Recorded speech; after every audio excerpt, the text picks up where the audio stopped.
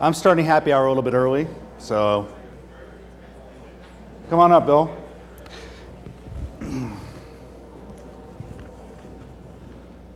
So is this one of Annie's specials?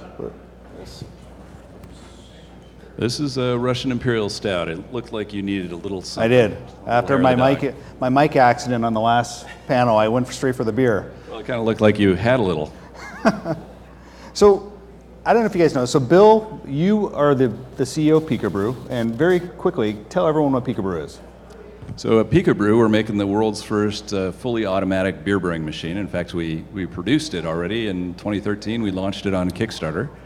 And we've got about 1,300 customers worldwide now, a lot of breweries that are using our first generation machine to make pilot batches, which is particularly gratifying because, like the gentleman before us, we're talking about tea and how you have to sort of reinvent the industry if you want to change the way people think about it. The same thing was kind of true with home brewing, and being able to create automatic beer brewing machine that changes the perception of home brewing. So you don't have to think about the guy that tried to serve you some home brew down the street, had some white floaties in it, maybe it didn't taste so good. He just got a Mr. Beer kit for Christmas. Yeah. We had to go in and sort of reinvent home brewing so that customers didn't run screaming. So first generation product in 2013. Yeah. But even beyond Mr. Beer, I've heard you use the term, the home brewing is the domain of the bearded man, right? So I think no offense, but we all kind of know the guy who home brews. Maybe he wears a util kilt, and he, but that's not a mass market right now. And when you look at home brewing, I think less than 1% of beers brewed at home versus 70% of coffee. How are we going to get that number up and get it more coffee-like? Yeah, that's one of the truly interesting things. I mean, you've got the two, legal forms of drugs. You've got caffeine and you've got alcohol, and they're two huge markets. And a lot of things are very similar between coffee and the beer markets, especially in the U.S. And then you look at production in the home, and you got less than 1% for beer, and coffee is well north of 50%. So we looked at that as an opportunity, and I was a longtime home brewer. My brother was as well. He's a food chemist. My background is in software and engineering, and we said, well, between the two of us, we should be able to come up with something that can get a normal, non-bearded man, no offense, and maybe even a woman, the ability to produce reliable, repeatable, great results in the home, and make some beer that people don't run screaming. It's kind of funny if you make homebrew like I did, and you have people over. If you cooked them a meal, no one would ever say, "Oh man, Bill, that's actually good." It would be kind of rude, but people did that all the time with beer. Like they're surprised that it actually doesn't suck. So we took on the challenge of trying to create enough automation, enough process automation and process control, and obviously there's a lot of software there too, and to try to get to the point where everyone could actually brew great beer at home and make this much more like what you have with coffee and tea. You can produce pretty good to sometimes really good results at home. We just feel like everyone should have the right to great beer. And the way you did it was you created a first product called the Zymatic that was actually $2,000, and you said you sold 1,300. Those aren't mass market numbers, but I think you had a bigger vision in mind because you guys launched what is called the Pico, which I wrote a post called it. We're basically getting closer to the Keurig for beer.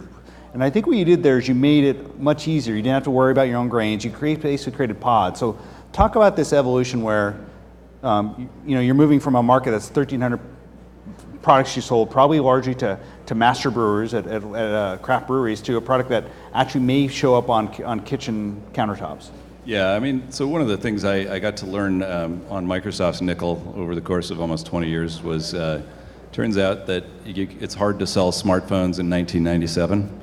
It was particularly hard to sell smartwatches in 2000, 2001.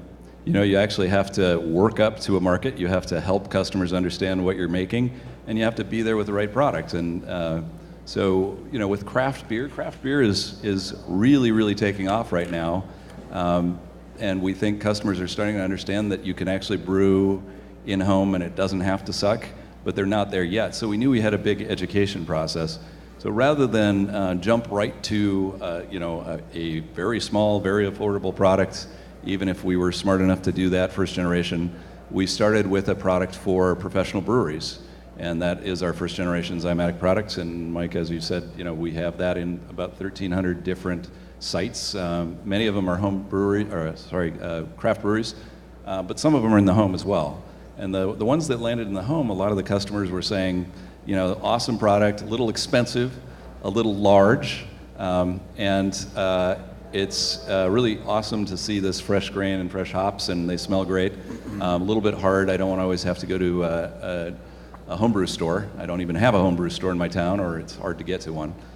So what we were trying to do is get to the point where we could address all three of those. And the product we just launched on Kickstarter a week ago, it's already done about $830,000 on Kickstarter, is the Pico, and it kind of addresses all three. It's about half the size. You can get it on Kickstarter right now for $569, and it uses prepackaged ingredients from some of the best breweries in the world and some of the breweries that you have never heard of. So you get to experience Lucky Envelope beer, and turns out Lucky Envelope makes some fantastic beer. You might not know about them. In fact, if you're from Seattle, I guarantee you don't know about them. They don't have distribution. They're sort of blocked by Big Beer. They don't really have a way to distribute even in the local area, let alone outside of the state. And so we're sort of with these brew packs and Brew Marketplace, connecting the craft breweries up with the customer directly and creating a whole new channel. So let's dive into that a little bit, because I think it's a fascinating market. If you guys think about traditional beer brewing and even the craft brewing market, it's hyper-local in the sense that you make beer and you probably sell it to your local city.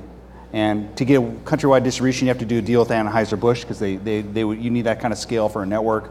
You guys are basically trying to iTunes or Apple marketize beer, in the sense that you're going to take people's recipes, let people brew that anywhere, and they're getting a royalty. So that's like I don't think that ever has been done in the craft brewing market, and probably not in food markets very much. Yeah, I mean, it would be phenomenal if you could do that in the food market, and maybe there's a whole nother business there.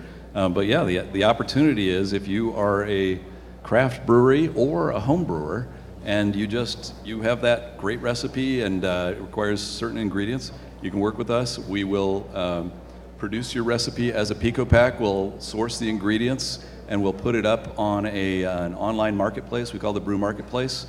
Customers all over can use the Brew Marketplace to see ratings and reviews, and it creates this democracy of marketplace that allows people to, from all over the world, order that beer, find their beer basically, and order it and have it fulfilled from us. And you don't have to deal with local liquor laws and taxes and all those things. You just go direct from brewery to customer. So is the Zymatic, I think you used it, the analogy, but the Zymatic was your Mac, and the Pico is your iPhone. Let me ask you, what's harder, to learn how to make good beer, or make an app? Probably, I think beer's probably more fun. Well, I mean, it's funny. I mean, everyone talks about, well, you took your flagship product and you just shrank it and cost reduced it. Almost always those shrinks are a lot harder than they look. In this case, it took us a couple years. We got a couple patents issued, actually. It was tremendously difficult to go from a large glycol heat exchanger based unit to something that is definitely less than half the size, can brew the same great beers, but can brew in half the amount of time as well. So just trying to get to the point where not only do you have sort of a beer democracy, so you can find your beer, you can find it from anywhere in the world, and you can customize it, and that's something we didn't really talk about, but we recognized, really what customers wanted is, get me that great beer, maybe a back catalog beer from Rogue or somebody that I recognize, or maybe from Barbarian in Peru. also one of our partners, if you had a great Peruvian vacation and you tasted this great beer, then bring it home and make it yours. Crank up the IBUs. I like my beer a little bit more bitter. Or crank down the alcohol. Like create yourself more of a session beer so you could be sitting up here drinking beer all day. During our session. Yeah. I'm going to ask you one more question, but I do want to see if there's any questions from the audience, if you guys could tap into Bill's knowledge about the beer market. But you know, this kind of disruptive model you're trying to create, I think it's ambitious. But I don't know if like big kind of corporate beer is worried necessarily about it yet. But should they be, if people start, if you can really automate home brewing to the point where they could get their favorite beer recipe, they get Rogue. If, you know, I want Mac and Jacks, which by the way, if you could get Mac and Jacks, it'd be great. And I can make it at home. That would be fantastic. Should the big guys be worried about that, or is it too soon? I think, you know, it's very early, and probably having sat on the other side of the table at Microsoft, usually the big guys don't worry about it when it's small, and then it becomes big really quickly, and then it's of course maybe a little too late to do anything about it. We believe in, you know, a beer democracy, and that there are a lot of great craft brews out there, just that the breweries haven't had the resources to go national or even local. There's a lot of home brewers that produce world-class stuff, and they just haven't had distribution. So we really believe in a beer meritocracy, and we really believe in beer. And you know, great beer speaks for itself. And so we put up this marketplace. We allow you to see ratings and reviews, basically all the stuff that Amazon does for books, and just let it grow and let people who, you know, do really well make fortunes on it, like with the App Store. And people that don't do so well, maybe their beer wasn't so good. And we'll see how the big guys end up. Any questions from the audience? Go ahead. How long does it take to brew on your system? Yeah, the question was, how long does it take to brew? So the actual brew time is about 2 hours, and it's unattended. So you load up the ingredients, load up the water, and walk away. You can monitor the progress from any web-connected device.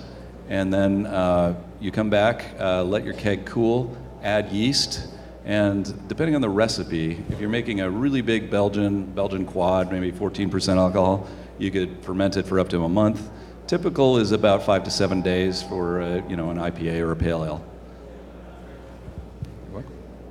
Go ahead. Sorry, just another quick question on the process. So after you've done that, what does your product offer for quality control towards the end of that process after it's completed fermentation? The question is, what do we offer for quality control in the fermentation process? So going and putting the measure to sit for a few months or months.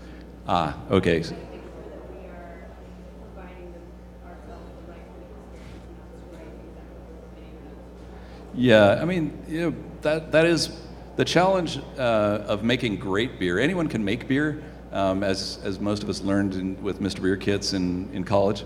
Making great beer and making it consistently is a challenge, and so there is a sort of three different phases that you have to worry about. The actual brewing process, and we control that very tightly using the automation and the process control we have in the product, the Pico. Then the fermentation process, we actually have some aids. Each recipe kit actually comes with a stick-on thermometer, and it tells you good, bad, or you're just right. So you can move your keg in the range that it's supposed to be in for fermentation. If you want to take it a step further, we do have a product that is the world's first smart Kegerator, and that one will do all sorts of amazing things. It'll tell you exactly when your beer is ready, maintain the temperature exactly. We have professional breweries using it because you can follow crazy fermentation temperature curves too and get really interesting results. And then the final step I think maybe you're talking about is, you know, also after you carbonate it, you know, how long does it last? How do you keep it fresh in the refrigerator? Again, I think two main options. One is a Kegerator, and if you're, you know, in a decent Kegerator with decent temperature control, again, we make this smart Kegerator that will take your beer all the way down to freezing. It does a combination of fermentation and dispensing, so you could do that. You'll always know when you're low on beer. Measures exactly to the ounce how much you have left. But you can also get pretty good results just racking to 5-liter mini kegs, putting them in your refrigerator. There's a cottage industry of dispensers for 5-liter mini kegs, and they do CO2 backing, and you can spend as much or as little as you want on that final phase. If you're going to drink the beer right away, then a 5-liter mini keg and just pouring it like we have here and drinking it right away is fine. So all that you described still makes me think that the creation of good beer is a lot of work, even as we automate. So the question I would have for you is, I don't know if we'll ever fully Kegerize beer because you have to ferment it. There's a lot of stuff you can do after to make sure that it tastes well. How far can we go down that process where it becomes closer to coffee from a brew at home perspective? That's a great question. I mean, we are pursuing what we kind of think of as modernist beer, and we have a lot of our staff spending time trying to think about, just like with modernist cuisine, what a lot of people here are concerned with, what are the actual chemical reactions that are happening when you're sautéing something? Beer is sort of the same thing. We're trying to think about what exactly are you trying to cause with exposure to heat at this phase, and sometimes you're trying to get caramelization that happens, and you can only get it if you have a certain type of heat. So we're trying to go through that process and actually pull out things. A great example is dry hopping is a phase that where you add whole hops or hop pellets into a beer and get for the extra aroma kick that a lot of great beers have. Typically will take multiple days, 5 to 7 days sometimes. So that's big barrier. You're trying to hack that and shorten the time. And so we've done some great steam extractions and pulled out this basically what the aromatics that cause some of the great aromas in your beer, and pulled those out in a steam extraction. You can get those extracts and actually add them right into your beer and get the moral equivalent of your dry hopping instantly. So in the new Pico, if you guys don't know about it, it basically takes a pod with the ingredients in there, but is the first instantiation of your modernist approach towards beer, is that the first productization of that? Because you guys have taken some shortcuts to make beer brewing faster. Yeah, I mean, I shudder when you say shortcuts because but you know what I mean. I guess they're really it's trying to figure out what chemical reactions should be happening here, and how can we speed them up without sacrificing quality and ideally eliminating the side effects that are undesirable in classic beer production. And so the question is, how short can you ever get it? There are companies that make dehydrated instant beer. Is that ever going to taste great? Right. Not so sure. Yeast takes a while to operate. There's always going to be that fermentation phase. There's some interesting advances.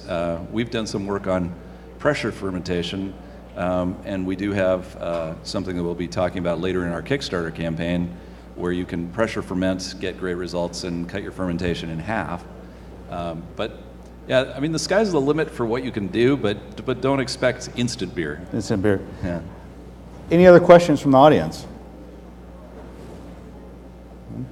So we last thing I want to ask you, because I think there's some startups in the audience. You guys, I think, I kind of observe Kickstarter campaigns from a kind of an analytical standpoint, and you guys, I think, the way you've executed this last one was very well planned. So can you very briefly explain the process of a Kickstarter campaign, the way you guys did it, and how you kind of rolled stuff out? Because I think, in a sense, there's a science to it, and you guys have figured it out to a certain degree. Thank you. I mean, we love crowdfunding, and it's a phenomenal era that we live in, where you can actually get your product out in front of customers, and really, just be, have pretty much an empty Rolodex, and just have a great idea for a product and maybe some prototypes. So we love crowdfunding to get the eyeballs on the product, and also the customer interaction. A huge amount of what we were able to produce in our second product came as ideas from customers interacting with us on Kickstarter in our first product. So pretty awesome. But I'd say sort of a key thing, it's helpful to know a very well-known guy like Mike. But what I'm talking about is you've actually planned out to give momentum along the way, specific sweeteners in the deal, right? So you've just added sous vide. So you have a home brew machine that also can do sous vide. So I would imagine they'll bring in a whole new audience. So was this something you guys had planned out, and based on your previous Kickstarter campaigns, you knew you had to do this? Well, I mean, yes and no. We really do sort of watch what customers are saying in our feedback and then try to accommodate. So great example is we got to about 500,000, and then there started to be this thread about like, hey, this is great. I can get a beer that I really want to taste from across the world or across the country and customize it, but I really want to be able to add in my own hops and grain too. And there's a set of people that want to do that. And so we sort of struggled with that one and said, there's, it's a different product. We have a bunch of filtration in the bags. Oh man, it's kind of scratched our heads and interacted a lot with those customers and said, how about this? We can give you a WYSIWYG editor that allows you to sort of visually drop in different types of hops and grains into this. What do you think of this? Because frankly, we're going to have an easier time sourcing ingredients because we can do it at volume. We'll get better prices on it than you will. What about this? And we were able to come up with this brand new feature called Freestyle now. And it really did come from our customers. So some of it is a little planned. I mean, different colored faceplates. We thought that would be an interesting stretch goal and a reward, and people liked it. But some of it is just responding to customers and trying to give them what they're asking for. And the customers on Kickstarter, for instance, give you great ideas, and they're very passionate. They're very, very passionate, and sometimes they have the best ideas. Well, thanks for taking time, guys. If you don't know this already, at happy hour we'll be able to hopefully sample a little bit of the Pico. I hope you brought a lot of beer because I'm not on stage. We have a number of 5-liter mini kegs, and I would welcome. We have Annie Johnson, who is the AHA Homebrewer of the Year, and she's our brewmaster, and she'll be back during happy hour. So okay, not this break. So don't go. I don't want to see a mad rush and people get injured. Yeah. But during happy hour we'll have that. So give a big round of applause to Bill. Thank you.